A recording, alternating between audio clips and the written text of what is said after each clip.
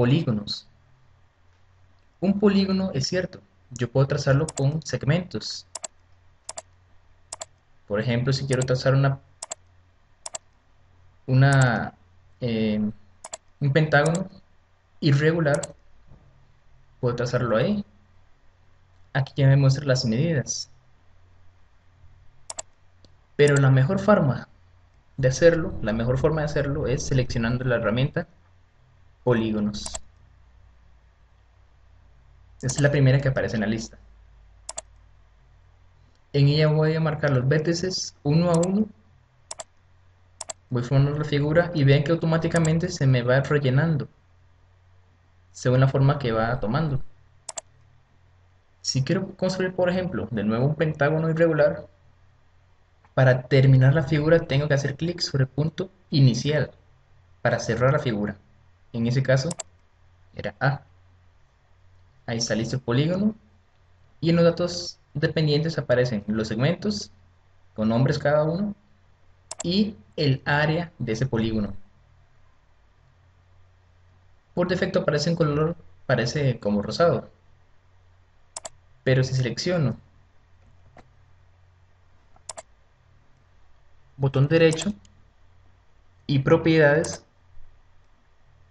puedo cambiarle varias cosas. Aquí tengo varias opciones: básico, color, estilo y avanzado. Si me voy a básico, puedo mostrar o ocultar el objeto, el polígono en ese caso, que se muestre el rótulo, es decir, el nombre que tiene actualmente, polígono 1, que me muestre el nombre y su valor, solo el valor, o algún subtítulo que yo quiera ponerle, por ejemplo, pentágono regular. Le doy enter y ahí está el nombrecito. O que por defecto no me muestre nada. Y eso es gusto de cada uno de ustedes. Así como en color. En color, en esa tabla de colores puedo elegir algún color que yo quiera: azul, morado, amarillo, verde, el color que ustedes gusten. En ese caso se ha puesto ese verde, pero aún así se ve muy claro. Eso lo podemos cambiar en estilo. En sombreado indica qué tan oscuro quiero que se vea el color que elegimos: al 100%, al 0%, o aún, por ejemplo, se me ocurre un 50%. También podemos cambiar el estilo de trazo, serían de las líneas, que sean punteadas. Voy a cambiar un poquito de sombreado para ver mejor los trazos. Que sea punteada.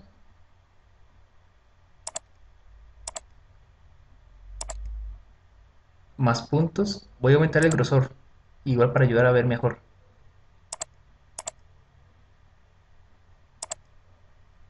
Puntos.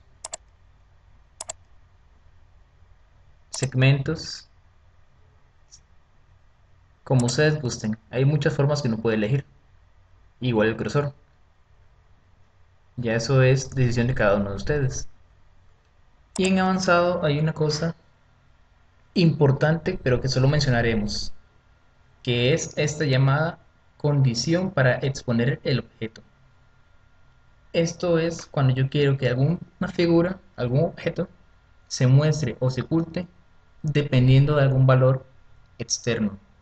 Es decir, por ejemplo, que yo quiero que ese objeto se muestre, ese polígono, si pasa tal condición, si pasa tal evento, tal caso.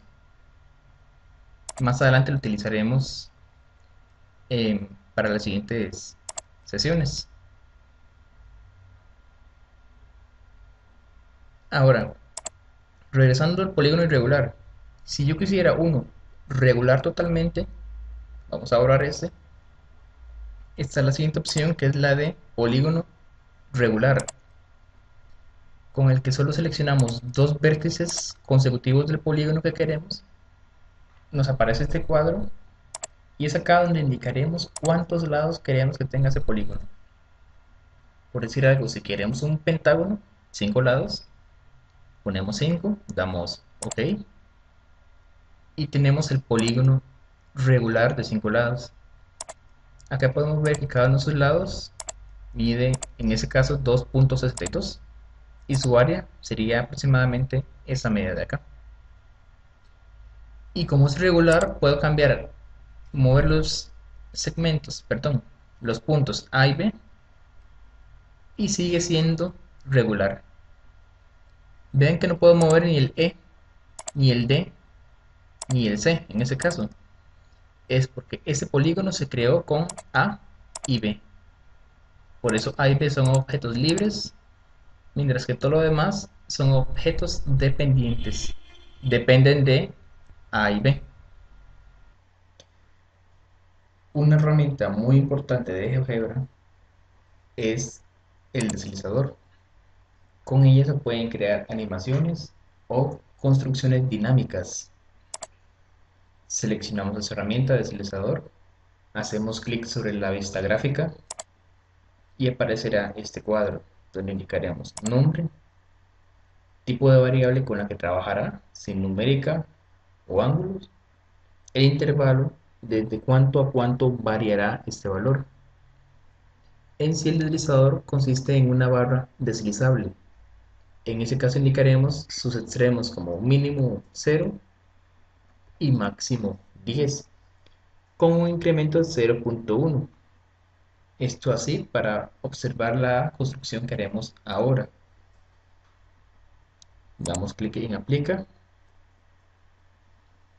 Ahora, para ver cómo funciona esta herramienta, seleccionamos elige y mueve y movemos el deslizador. Vemos que va variando su valor desde 0 hasta 10 porque así lo decidimos y con un movimiento de 0.1 unidades por cada vez que lo muevo.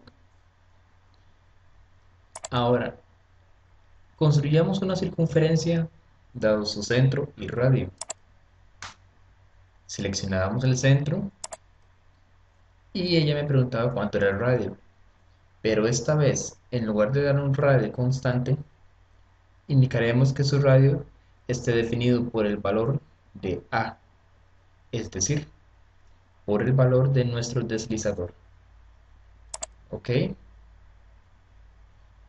En ese caso, como el deslizador tiene un valor de 6.3, ese será el radio de nuestra circunferencia, la cual variará según el radio que elijamos en el deslizador. Esta herramienta inclusive permite hacer animaciones. Si presiono el botón derecho sobre el deslizador y la opción de animación automática, va a hacer que automáticamente varíe su valor entre 0 y 10. Está hecho de manera que al llegar a 10 se devuelva hasta llegar ahora a 0 y entonces va a volver a empezar. Esta animación la podemos variar para que siempre crezca o siempre decrezca. Es decir, que cuando llegue a 10 empiece en 0 aumentando otra vez.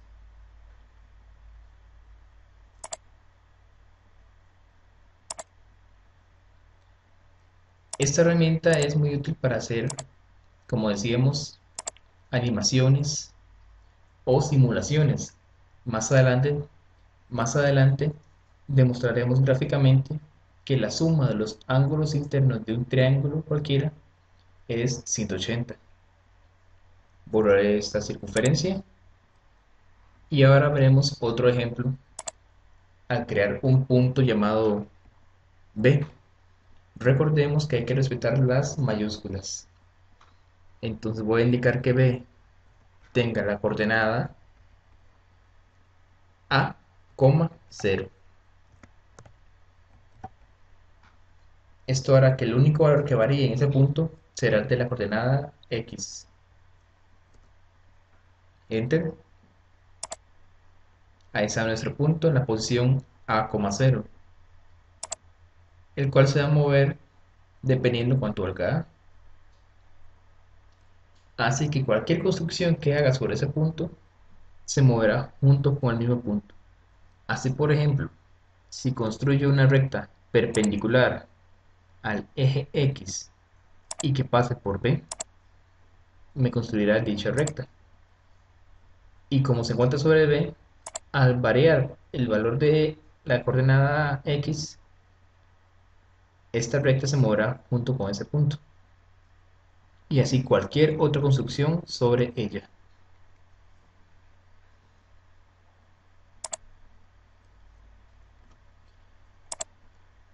Otra herramienta es la de casilla de control, con la cual puedo ocultar o mostrar objetos en una construcción. Entonces hacemos clic sobre la vista gráfica y me preguntará por un nombre. Yo le pondré mostrar, ocultar. Este nombre no tiene ningún valor. Lo que importa es el verdadero nombre de esta herramienta.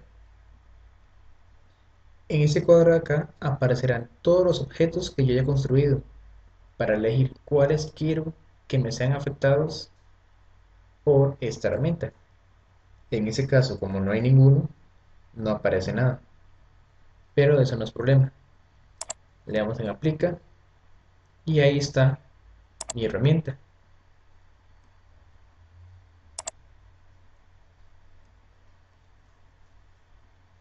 Observen que puedo marcar y desmarcar esta opción cuantas veces me plazca. Y el verdadero nombre de esa herramienta en este caso es A, el cual tendrá un valor o verdadero o falso, siendo verdadero cuando está seleccionada y siendo falso cuando no. Muy bien, por ejemplo, voy a crear un segmento AB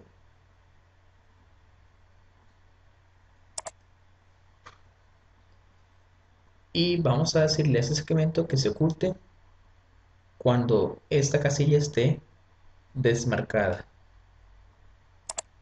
¿Cómo hacemos eso? Hacemos clic derecho sobre la herramienta, vamos a propiedades y en la pestaña de avanzado, en condición para exponer el objeto, es donde le indicaremos esto. Queremos que se muestre cuando pasa A, es decir, cuando A es verdadero. Esto es todo. Es decir, si es verdadero, aquí dice, se mostrará si pasa A.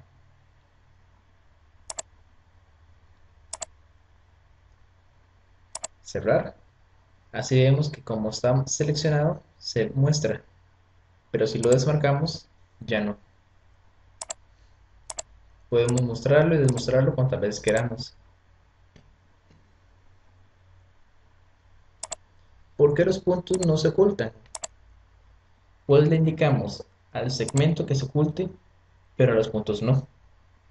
De haber querido eso también, hubiéramos entrado a las propiedades de los puntos uno a la vez para indicarle lo mismo que le indicamos a esta herramienta.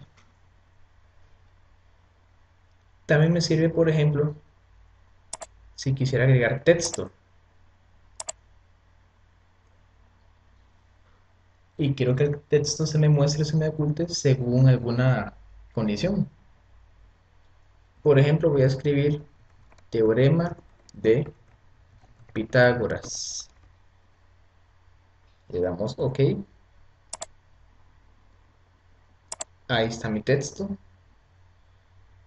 Y voy a pedirle que se oculte o se muestre dependiendo de si está seleccionado o no esta casilla. Entonces, de igual manera, presionamos el botón derecho, nos vamos a propiedades y en avanzado le indicamos que dependa de A. Recordemos que A es el nombre que recibe estas casillas de verificación. Cierra y listo. Si está seleccionado se muestra y si no, se oculta, ya sea para mostrarle a un estudiante una información extra en algún momento de una construcción. Otra utilidad que le podemos dar a los cuadros de texto es para mostrar información combinada, es decir, tanto texto en sí como variables. Por ejemplo, crearemos un cuadro de texto que diga el valor de B es y que indique cuánto valga B. Debemos hacer algo para que el programa diferencie lo que es texto y lo que son variables. Para lo que es texto, se debe poner todo entre comillas dobles. Ahí escribiríamos el valor de B es, dejamos un espacio. Ahora, para indicar que lo que sigue va por aparte, ponemos un más. Y ahora agregamos el nombre de la variable sin comillas, para que el programa diferencie que eso sí es una variable. Le damos OK y ya me aparece el texto con su valor correspondiente. Recordemos que B es la longitud del segmento AB. Así que si cambio ese valor, si cambio esa longitud, se verá actualizando en tiempo real la información de ese cuadro de texto. Igual puedo haber escrito con doble clic para modificar.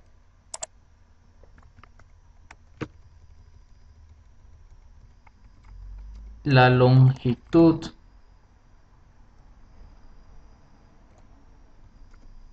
del segmento AB es, y lo que vale B.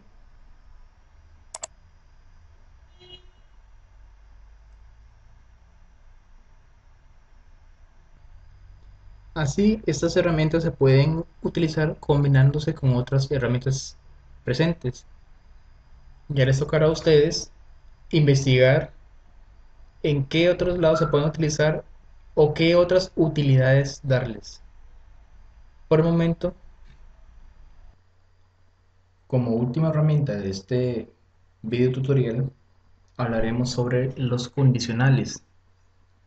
Esta es una herramienta que no se encuentra en el menú de arriba,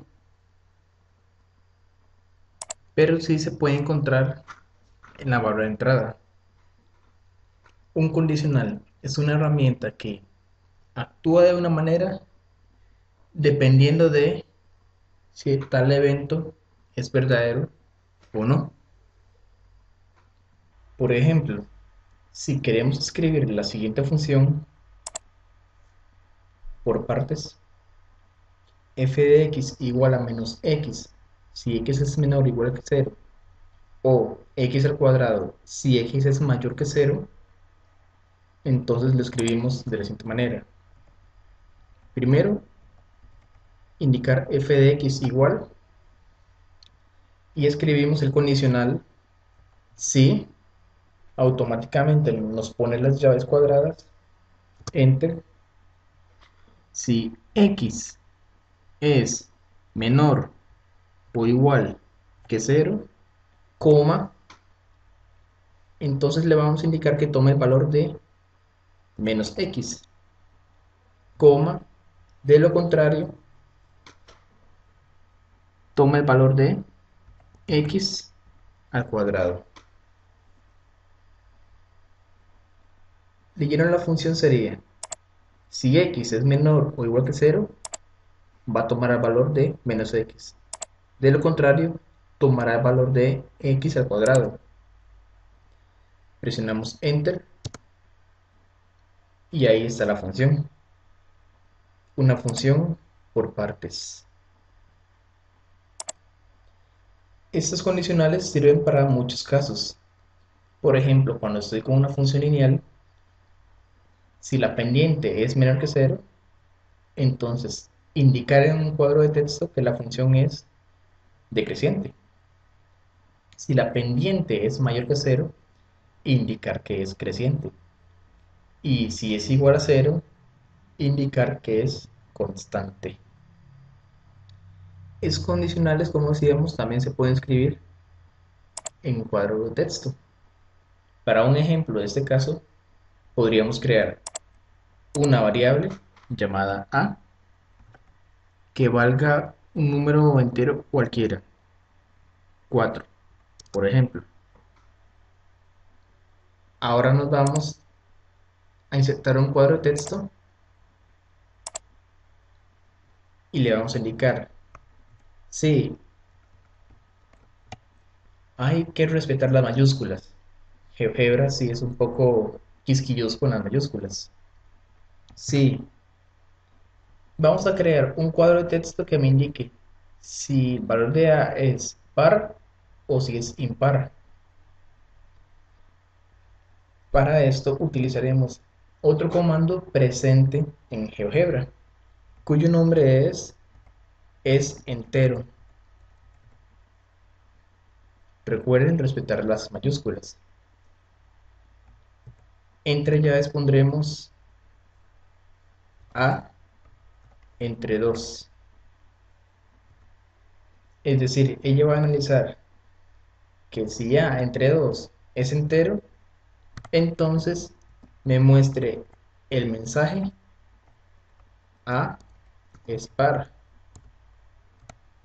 De lo contrario, abrimos comillas dobles nuevamente, mostrar el mensaje de A es impar.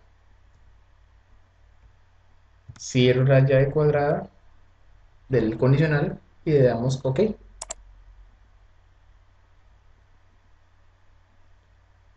En ese caso, como A es 4, es par. Pero si le cambio el valor a 5, me va a indicar que es impar. Ya es cuestión de la imaginación que pueda tener cada uno de ustedes de ver qué utilidades le pueden dar a este condicional, darle a este condicional, inclusive para cambiar colores, por ejemplo.